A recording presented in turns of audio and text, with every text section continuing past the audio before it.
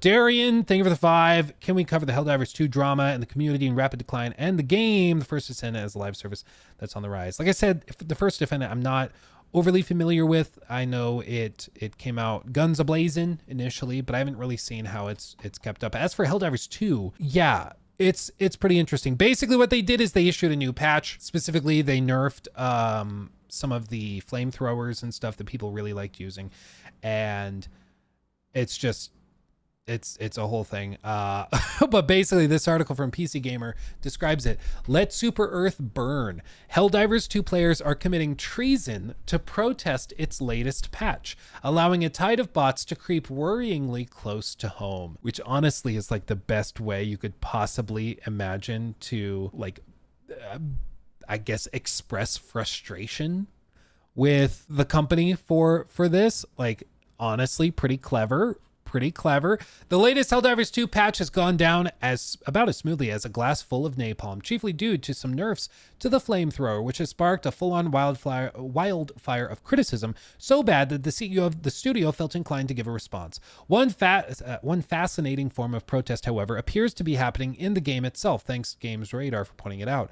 Quote, "Let the bots advance, let Super Earth burn," writes one player on the game subreddit, showing a map of the Galactic War with an automaton front that's coming a little close to Super Earth there. Chief, I need to take a breather, dude. I can't read today. Honestly, if they let them get all the way to Super Earth, that will be pretty freaking funny. If they're like, we're gonna just throw the war, it's fine, whatever, figure it out. That's pretty funny. Yeah, I never wanted this. I never wanted to unleash my legions. Together we banished the bug tyranny of Meridia, but you betrayed me. You betrayed us all. You stole power from the Helldivers and lied to your citizens. Mankind has only one chance to prosper. If you will not seize it, then I will. So let it be war. From the skies of Super Earth to the galactic realm. Let the seas boil, let the stars fall. Though it takes the last drop of my blood, I will see the galaxy freed once more, and if I cannot save it from your failure, manage democracy, then let the galaxy burn. Now, at the outset, is this a little dramatic? A little bit. Is it funny? A lot of it. I think it's funny. Previously, I expressed that I just don't think like nerfs are personally that upsetting to me. I know that some people feel very differently. And honestly, regardless of how you might feel about this individual instance, nerfs just feel bad because at the end of the day, people just don't like losing stuff and losing power. It just feels bad. It's true in games like Helldivers. It's true in games like Call of Duty or Overwatch. It's even true in something like Dungeons and Dragons. I'm DMing for a group of friends right now, and it's been a difficult thing because if the party grows to a certain point where like they're so powerful, they're beating encounters they frankly shouldn't be able to beat, I need to level it down and I need to get them either weaker or I need to make the enemies more powerful or something to make combat more fair. But nerfing the party is way less fun for the party. It might be just as effective or more effective than any other solution, but it will feel bad because they'll be capable of X, and then after I nerf them, it's X minus 1, and it just feels bad. You know, it's not fun. And at the end of the day, if the developers of Helldivers 2 are the DMs, whereas I'm the DM for this D&D game, our responsibility is to make sure the actual players are having the most fun possible. And that's going to come with balancing the game, because a game that's like unbalanced is not that fun in the long run. But I think you have to be very tactical with how you do it. It seems like how they've done it this way around pretty evidently by the very vocal group on the Helldivers Reddit and online in general. They have expressed that they're not happy with how they went about this with nerfs to some of their favorite weapons. The automatons are still 2 and a bit systems away from Super Earth, but they're currently storming Curia, which has a grand total of 1,300 to 1,500 players loyal to Super Earth on it at the time of writing, as per Helldivers.io, is losing the battle at a rate of 1.2% an hour. That's not great. They're getting close. They're getting close. Uh-oh. Dude, that's crazy. However, there's a spanner in the works of this particular narrative. Namely, the current major order tasks divers with defending Troost and Vandalon 4. The idea being, one would presume, to create a situation where players need to balance a war on two fronts. This means one of four things are happening. 1, the player base is MMO brained and is simply following the big markers. 2, players are trying to Zerg rush the two target planets before returning to the Super Earth front. 3, players are genuinely doing an act of malicious heretical compliance by overcommitting to the Western front.